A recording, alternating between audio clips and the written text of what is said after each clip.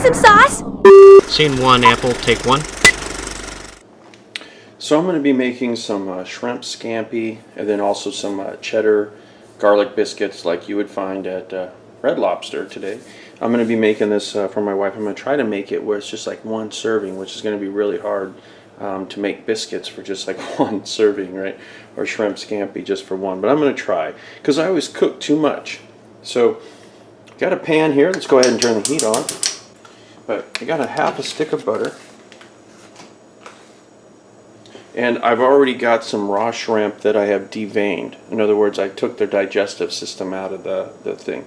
And for those, I think everybody knows what that means when I say you clean out the back of it. If you see a black line on the back of your shrimp, still got its intestines, get rid of it, clean it out.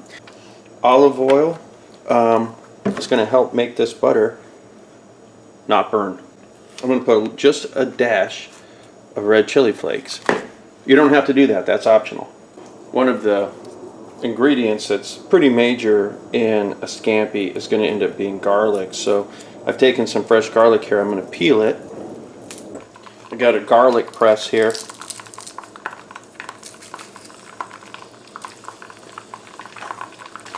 We're going to also use this garlic press for the biscuits, so we'll leave that out. Turning the flame down just a little bit because I don't want this garlic to be completely crazy.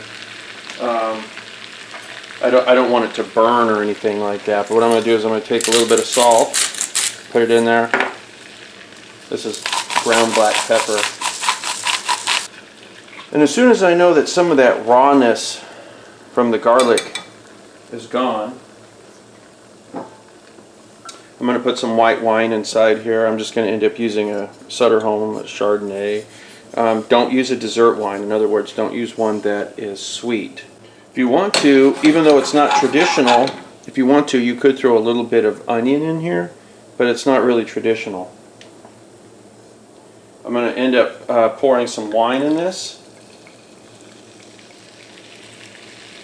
And what we want to do is we want this wine to basically reduce. We want that alcohol to leave. We want the flavor from the wine to become stronger and more pronounced. And the best way for us to do that is just let this simmer for a while and let the alcohol, let some water evaporate and make it a little bit of a thicker sauce. I'm going to put a little bit of parsley in this. As soon as it gets to the point that I want, which is about half of the amount that's in there, I'm going to throw my raw shrimp in and cook it inside there. While this is going, I'm going to go ahead and throw a pot of water on the stove so I can put some spaghetti inside there, some noodles, some type of pasta. Now I don't usually use this, but my wife asked me to use a gluten-free one, so I'm going to be using a thin gluten-free spaghetti. I don't know why she wants gluten-free. She's not gluten intolerant. I am. I guess she thinks it's going to end up helping her lose weight. It's not going to. Okay, starch is starch.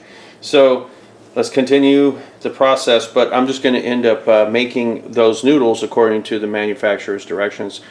So let's go ahead and get started with our biscuits. And I'm only going to be making enough for, like I said, maybe like one person, maybe 2 servings, but for one person. So I'm only going to put a cup of flour in here. And I'm going to call that good because that amount is going to be more than enough for my wife. About a teaspoon of baking powder. About a teaspoon of sugar. And maybe a tablespoon of dry parsley. So a little bit of garlic powder, putting inside here.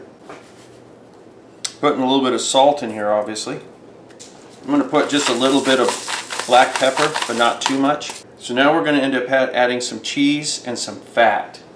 What I've done is, because I'm making biscuits, I went ahead and I put a stick of butter in the freezer to harden it up so that way I can grate it. Anytime that you're making biscuits, pie crust and things like that, typically you want to have a very cold butter, right? It'll end up helping with the flakiness and whatnot. And I really, for this amount, I maybe only need maybe like a half a stick. So I'm just going to end up grating about a half a stick. If you want to add a little bit more, you can. So I've got some extra sharp cheddar cheese here. And same thing, I'm going to grate some extra sharp cheddar cheese in this. This is about maybe a tablespoon and a half or so Parmesan, grated Parmesan. That's going to go in there. This is buttermilk. Okay. And I'm just going to end up kind of, you're going to see that I'm not going to overwork this dough. I'm just going to add enough buttermilk for everything to come together. After it comes together, I'm going to call it good. At this point, I'm just going to end up using my hands to kind of bring this together. And as soon as I know that everything is together, like it is right now, I'm not going to overwork it. And that's basically what we've got. That's going to go into a 400-degree oven. You want to leave them in there long enough for them to cook. And I know that's horrible. Everybody always wants to give you time frames. They say, oh, leave it in there for 10 minutes, 15 minutes, stuff. You got to keep an eye on it, right? Just every now and then open the door, keep an eye on it, and see if it is done. You know, and you'll know it's done because they're going to look done, right? And that's pretty much it. Like when I bake, a lot of times, I mean, you know, I'll sit there and say, okay, maybe 20 minutes.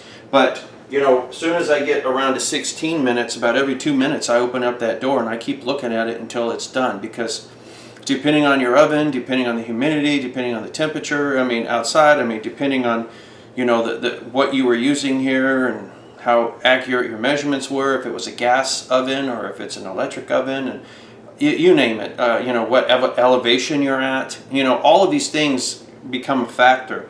So you just, after a while, you just have to start saying, you know, I know it's done when it looks done or it smells done, right? Luckily, these are biscuits. It's kind of a no-brainer. So we'll throw these in that oven. Okay, before I add some shrimp, the shrimp that I'm going to be using are basically packaged like this. You don't have to get them like this. Obviously, you can get them, you know, any way you want. But this has actually some water in here, some juice in here, and I'm going to pour some of that inside here. Oops, there's a couple of shrimp that went with it. But I'm going to pour that inside here and let that reduce too, so that way this has even more of a shrimp flavor. And then obviously during the time that you're making this, if you want to use larger shrimp, you can. I'm just using these because this is what I have on hand.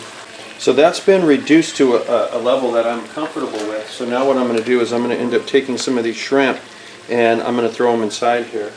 And I want to cook this basically until these guys just turn pink. If I overcook them, they're going to start shriveling up and getting real small. Now they are going to shrink already, and these are not really large shrimp. So, and that's fine, because even though they're not large, they're going to make up for it in the amount that you get, you know, per bite. So, but we want these to basically turn pink, and then as soon as they turn pink, we know that they're cooked. Okay, that's done. So I'm going to turn that off and get ready to throw the pasta in that. And those were in for about 18 minutes, roughly, right around 18 minutes. So I'm going to let these guys just kind of sit here and cool a little bit, and now we have to end up making the garlic butter that's going to go on top of them. Okay, so remember that half a stick of butter that we had left over that we were grating? Well, this guy's going to go inside there. And you remember the garlic press. I'm going to put a couple of small cloves in here. So we have our garlic inside there. It's just a couple of small cloves. And we're going to put some black pepper. We don't need too much salt, parsley. If you wanted to add something like basil in there, you could. But we'll keep it to the way that we usually do it. And then just like the first time, what we want to do is we want to cook this to kind of get the rawness of that garlic out, as well as have that garlic kind of infuse inside the butter. It's not going to take long. Not going to take long at all. Okay, now the way that these biscuits already are, it's fine. They're good to go. But we're going to just kind of kick it up a little bit here by taking some of that garlic butter and placing it on top of each one of these. Let it absorb some of it. And then just to add a little bit more, I'm going to put a little bit of Parmesan on here. So now I'm going to stick these guys under the broiler right around 300 degrees just to kind of toast the top a little bit. Okay, I don't want to go too crazy with it, but I do want the top to be a little bit more toasted and really lock that Parmesan into place. And I'm going to end up calling that good. And I knew it was pretty much done by the smell of it, right? And then also you can see how the Parmesan has kind of started to brown. That's what I was looking for. Okay, so at this point what I'm going to do is I'm going to pull the pasta out, and it's okay if there's going to be a little bit of water in here. And this is got a little bit of bite to it still, which is fine because it's going to end up absorbing some of the scampi sauce. And then now I'm going to pour the shrimp scampi sauce in here. Now we need to give this a few tosses here and try to get that pasta coated in the oil to help prevent it from sticking to itself, as well as absorbing some of those flavors. Okay, so what I've done is I've also shredded some Parmesan inside the noodles here, and I'm going to just kind of grab and spin my tongs here until I get a amount like that. Help make it look a little bit better on the plate, right? Instead of kind of going all over the place. Put a couple of them biscuits right here. And then, the bottoms of those just tell you that they're good. You know, right here you can add a little bit of green just to make it stand out more. So I'm just going to end up putting a little bit of parsley on top right here. Fresh parsley would be better, but this works. Because here in just a minute or two it's going to end up absorbing some of that liquid, but that is that. And of course, you know, add as much Parmesan as you want on here. So we got them biscuits, we got tons of shrimp, there's a decent amount of Parmesan inside there. I'm not crazy about those gluten-free noodles, but that's what my wife wanted me to use. They snap, they break even after they're cooked. They just break. It just doesn't have the elasticity and stuff that a normal noodle has, you know. But that's good, and it smells really, really good inside here. I know it ain't super pretty. You guys are used to seeing people making stuff and then they try to make it look all pretty and everything. Who cares about that as long as it tastes good, right? So, and this is bomb right here. So anyway guys, that is that. That's my shrimp scampi with the cheddar biscuits. So until next time guys, I will talk at you later.